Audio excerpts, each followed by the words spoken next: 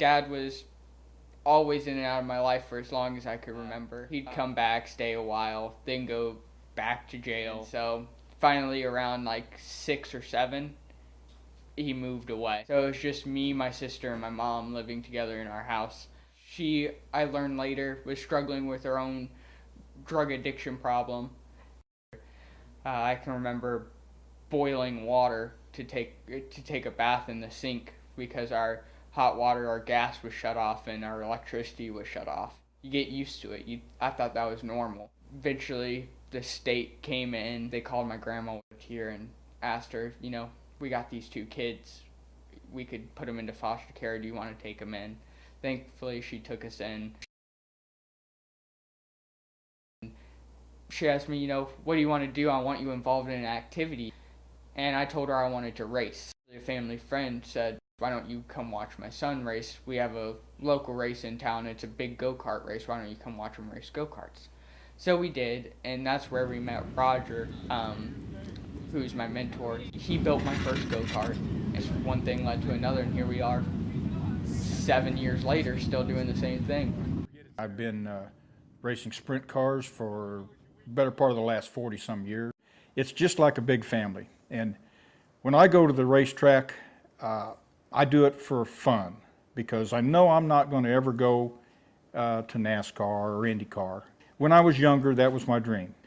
When I go to the racetrack, I see people that I haven't seen for a week, and they're friends. We might park next to our biggest rival, and we might want to beat him so bad, but when it gets down to the end of the night and he needs a shock, we're letting him borrow one of our shocks. And he does the same for us. Somehow I'm going to figure out a way to win this race every time I hit the track. And that's what I see in Tyler Nelson. I've observed him many times, and I've watched him, and I've watched him work on the guy in front of him and manipulate his car to where in the next corner he'll have a little bit of an advantage. When I was originally called to come videotape for them, I'll never forget my first Friday night out there and stuff. I went back to the pits. What I thought at that time was a little kid came up to me and shook my hand and asked me how I was doing something. And then during that conversation, I asked him, I said, so what do you do? And he says, well, I drive a car. And he pointed back to this little sprint car. I just thought at that time, number one, how could this little kid drive a car like that? And then number two, I was just so impressed with this young man that came up and shook my hand and asked me how I was doing, never seeing me before. I've always been very impressed with Tyler. In my opinion, a very safe driver. He hasn't taken any chances that's going to do any harm to him or to any of the other drivers. It's amazing how Tyler has decided to go down this road when he very easily could have went down this road. And I think he's got a very good head on his shoulder. I think he is very focused, and he knows right from wrong. And especially now with his dealings with the Boys and Girls Club, I think he's got a very bright future in front of him.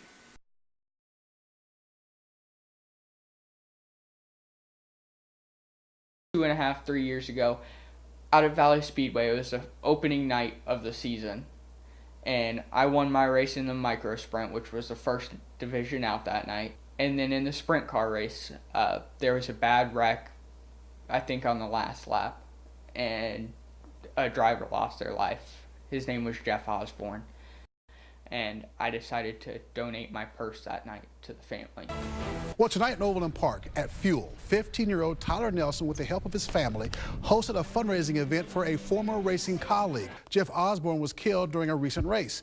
Tyler and other racers in that Valley Speedway accident donated their purse to the Osborne family, but Tyler wanted to do more, and he explains why. Their whole world just basically stopped at that instant, and they were without income. I mean, they have bills to pay and stuff, so I just wanted to help them along with that. A young man with a big heart. Tyler, way to go. We raised $2,400 for the family and donated that to them. And I really just became inspired by that, and I said, why don't we go further? Why don't we make this an actual thing to help people in the community, not just stop here? The Boys and Girls Club took interest because, it was a nonprofit headed by a 15-year-old kid at the time. So my story of coming from that background and turning it around and turning it into positives for others really fit in there. So I started going and speaking to the clubs, and that's why they named me their Goodwill Ambassador and the official spokesperson. We do a feature every week on people who do great things, people around sports, not just the people who cross the finish line first, not just people who win the trophies, but people who make a difference. Sometimes that can be a scorekeeper, sometimes it can be a great young man like Tyler. Anything that makes the sports experience better. And Tyler makes sports better not just because he has a passion for what he does, but also because he's interested in giving back, and he's such a young man. And he experienced so many negative things in his life that he is trying to turn into a positive for other people. I'm always looking for someone who does make a difference, and Tyler fits that.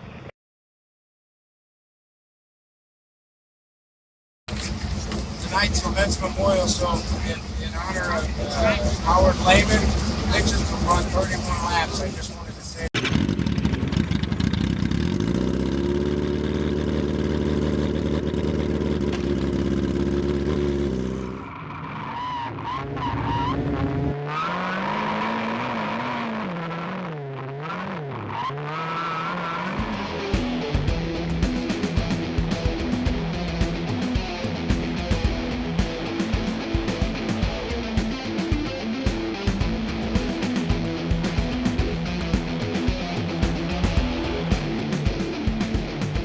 I just would love to make a living racing and just use that as a power to do good in the community. Whether that be, a career in NASCAR or IndyCar driving professionally, or if that's just driving a sprint car for a team professionally, whatever that is, it's really not important if I accomplish that. The important thing is that I have that dream and that I could keep striving for it. Starting the first of the year in January, I'll be making my first trip to the Chili Bowl, which is the biggest race in midget racing. Every midget in the country will be there. It's truly the Indianapolis 500 for midget racing.